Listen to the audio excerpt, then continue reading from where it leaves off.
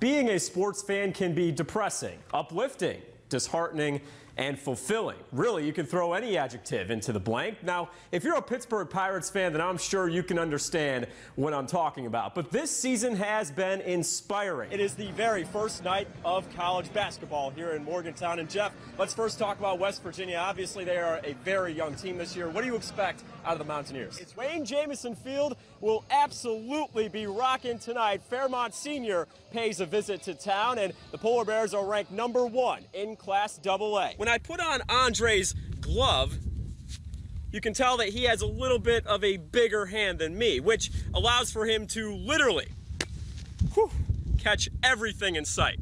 Fridays have quickly become the best day of the week. No, not because the weekend is here, but for the fact that it's Football Friday. Welcome inside the 12 Sports Zone. I'm Matt Hauswirth. Now I'll shift over to Coach McDonald here for the women. Coach, you've been here for a while. Obviously you've coached some great players. What's in store for the women's team this year? Here in Fairmont, all you have to do is step inside the Feaster Center, and you will find yourself a very good women's volleyball team. One that head coach Larry Hill says is led by one of the very best players he has ever seen in his 30 years of coaching. The 12 Sports Tailgate is live from the biggest game in the state of West Virginia tonight. The Morgantown Mohegans have just arrived here at University High School. We'll talk with both coaches coming up in just a little bit. If you're looking for Friday night fireworks, then look no further than right here at Pony Lewis Field in Morgantown. Good evening. Welcome inside the 12 Sports Zone. It's a new era for the Falcons with a new athletic director, new head football coach, and even new jerseys. Kelsey Pape tells us what to expect from FSU in 2013. All right, well, Morgantown University, it doesn't get much bigger than this. The fans are checking in as we speak. It is going to be a great night here at University High School. Absolutely. All right, I'm now joined once again by Jeff Coyle. We hear the marching band behind us, and we're ready for basketball here in Morgantown. It should be a lot of fun tonight. Hey guys, the University City will be the place to be tonight. Of course, both Morgantown and University will be in action. So if you're a fan of the Pittsburgh Pirates, I can only imagine what this week has been like for you. The Buccos clinched their spot in the Major League Baseball playoffs for the first time in 21 years. Notre Dame and Greenbrier West, I heard that they are expecting 18 to 24 inches of snow out of the Greenbrier region. So that should be interesting. Coach Alvaro, get your snow boots ready. Happy Halloween, Don. As you can tell, I dressed as a sports reporter, but then again, that's every day, right? Columbus Day meant no school for the kids today. That's always a good day. I'm talking from experience, as you can probably tell. But that did not mean everyone could sit back and enjoy the day off. Don, we were out at 3 different high school soccer sectional games tonight.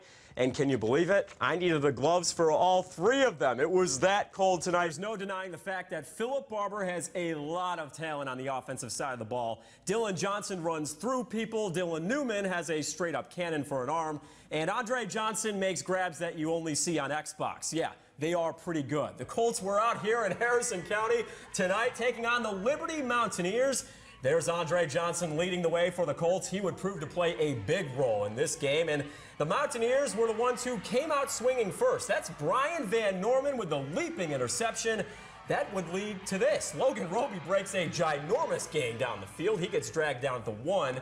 And then Jalen Bartley punches it in. 7-0 Mountaineers just like that. But I told you Mr. Johnson would have a big game, and here he is. Look at that grab over Bartley. Then he gallops his way through the defenders and into the end zone. We're all knotted up at 7 apiece. The Philip Barber defense also came to play tonight. Dylan Johnson, no relation to Andre, jumps on the loose ball, and the Colts were in business. And by now, you should know where this is going. Andre Johnson, we've run out of things to say about this kid. Looked like a man amongst boys out there. Philip Barber rolls 28-7.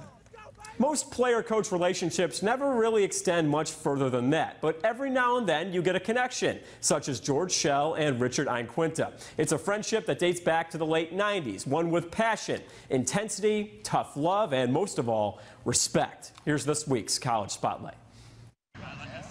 George Schell is never short on emotion and energy.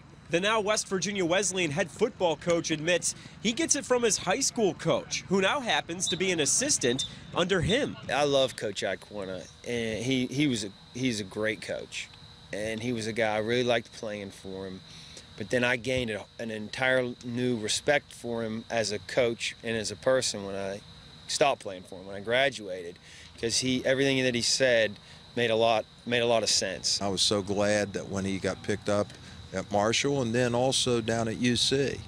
And we've always stayed close. They went on to play college ball, and then I followed him after that, and he asked me to come up here. The sideline here at Robert C. Byrd High School is where the dream of one day coaching football began for George Shell. He says it's a dream that could not have been attained without the direction of one Richard Iaquinta, a dream that became reality last December. And I've been preparing for this very moment since I've been about 10 years old. It was during that press conference when assistant coach George Shell became head coach George Shell. Iaquinta wasn't surprised with the transformation. He told me in high school that he wanted to go into coaching, and I told him that I thought he'd make an excellent coach, pretty level-headed, not a risk taker and that type of thing, and stuck with the program, especially when he was at WVU, and always had a great attitude. You could never discourage him, never.